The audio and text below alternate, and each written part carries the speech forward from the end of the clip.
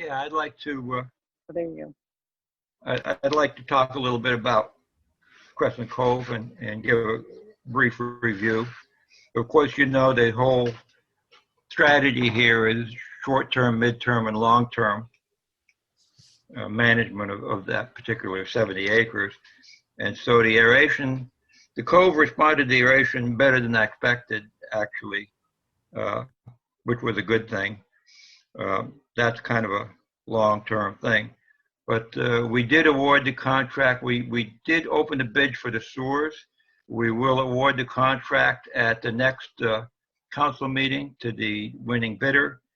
And we're still awaiting the DEP to give final approval to something they've already approved the funding for, but that's more bureaucratic nonsense from Trenton that we have to deal with, like it or not.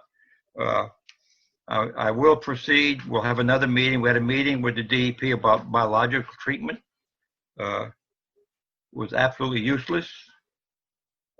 They wanted peer review. I don't know where that came from, but we certainly have done that. I'm researching. Actually, I've talked to University of Toledo people who work with Lake Erie, and basically one of the things I'm reading as isolation and characterization of Lake Erie bacteria that degrade the cyanobacterial microcystin toxin, MCLR. That's a mouthful, but basically it uses in Lake Erie and also a lake in New Zealand, so it's worldwide. They're using the same methodology that I'm proposing. It's really, and I will proceed to have a dialogue with the DEP. They might not like it, but there's plenty of peer review. They were afraid that we would affect the ecology of the lake by using this biological treatment that actually takes our lake water on site. We actually brew the bacteria with our lake water, so it's familiar, and then we apply it to get rid of the blue-green algae or the cyanobacterial microcystin, which is really the problem. The aeration will start to affect that, but that's a 2 or 3 year plan. We'll continue that. It's extremely effective. By the way, we'll shut the air off probably November 1st and turn it back on sometime in March, maybe March 1st, and that's usually not a bad idea to do. I have been in conversation. I got a couple of phone calls. You mentioned the other lakes, Marty. Greenwood Lake is very interested in some of the stuff we're doing. They will be down within the next week or two to ride around, take a look at what we're doing. They have been in conversation, or will be, with Everblue Lakes to see what's available for them. We'll keep talking about that. But the point is, we have to keep looking at what we're doing.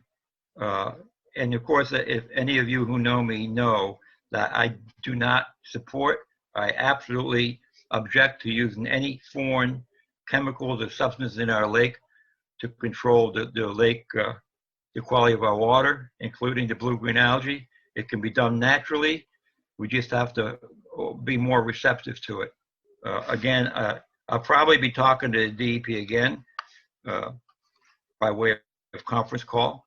And if they don't want to do it, there are methodologies that we can use to get them to listen to it. And I will not stop working to protect our lake and make it better. And that's all of the above. When I talk about that, it's just not treating Crescent Cove. I'll do it the perfect example of what to do. But everything I'm doing is scalable. By that I mean we can scale it up or scale it down. So, for example, the aeration that we're currently using in Crescent Cove can be used in the entire lake, including the 400 acres where there's no oxygen after 20 feet. We've known about that for 20 years at least, maybe 15. We've done nothing. Get some air in the damn lake. You start with that. Unless you get that circulation and oxygen in the lake, anything you do is an absolute waste of time treating the lake in lake. I really, we're going to work hard with our stormwater. Actually, I'm reviewing the new stormwater regulation from the state. I just got a copy of that. We will be reviewing that with our land use board and our engineer, and we'll comply and then some. with the new regulation.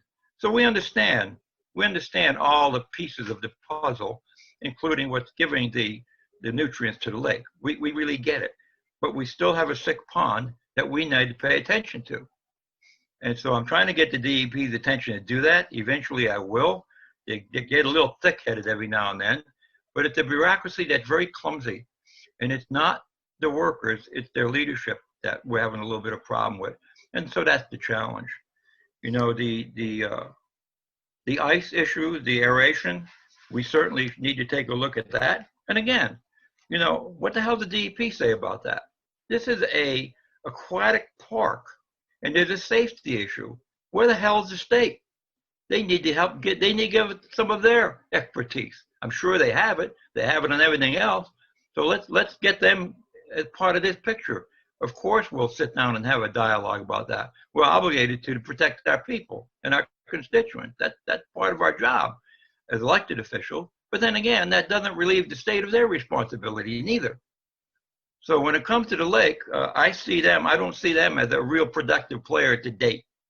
We do willingly, and I think we do a pretty good job, all of us, about our lake. But when it comes to creative stuff or scalable stuff that's upscale, the DEP is not very good at what they do when it comes to that. So I'm sorry, I don't mean to be negative, but it's the truth. It's the honest to goodness truth. So we can have all of these good ideas. We can be very creative, but if it gets to a certain point, you're gonna hit a wall. And it's our job to make sure that we get past that wall and make sure our lake is better. But anyhow, I'll continue to do that. I can report back. I've had a couple of calls with the University of Toledo. They're the ones working on Lake Erie. They're actually using the same process I'm proposing for our lake to purify water. And if anybody doubts that, it's published material. It's available to the public. We need to choose to take a look at what the rest of the world is doing. I haven't called New Zealand yet, but by damn it, I can email them and see what they're doing. And in New Zealand, it's called Lake Ratoide. That's the name of the lake in New Zealand. And they're dealing with the same thing we do, the blue-green algae and the cyanobacteria microcystin. This is worldwide. There's people in Brazil that are using this. So this is nothing new, but it's something that we need to be open-minded about and look and see what other people have succeeded doing without dumping chemicals into the lake. I absolutely think that is actually part of the root cause of this. And so, you know, we freely use herbicides in our lake, and I think that's a disaster. We need to do better with that, you know. And so we always have to look at better and newer ways to do things, which I will do. And I think we are obligated to do that. Same old just don't work anymore.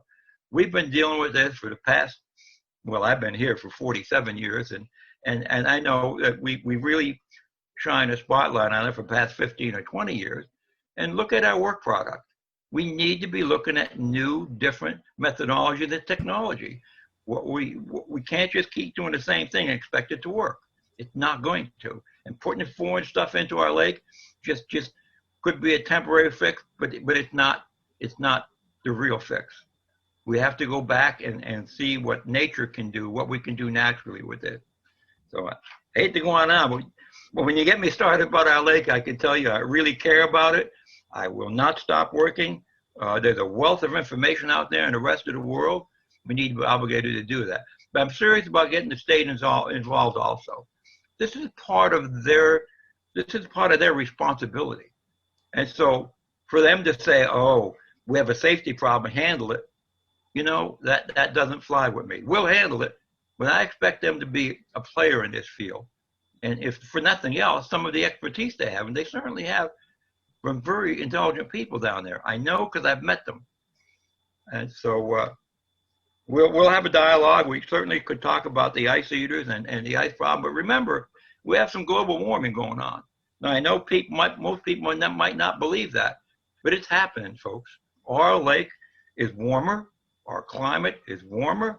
And the point I'm making here is when you put an ice eater in, maybe 10 years ago, it wasn't be such a problem. But when you put all the pieces of the puzzle together, that ice eater now is clearing 10 times more water than it did 5 years ago. Not because the device has changed, but because our climate has changed. Our lake has changed. The ambient temperature has gone up. And that adds 1 or 2 degrees makes a huge difference in the scheme of things. So we need to keep that in mind when we're looking at managing the ice and the safety. So that being said, if there's any question, I'll be more than happy. If anybody wants any of this information, please contact me. I'll be more than willing to share it, but sometimes reading it will give you a headache. But we need to do that. It's very important. So thank you, Mayor, for your efforts. We all appreciate it. Anybody else from the public?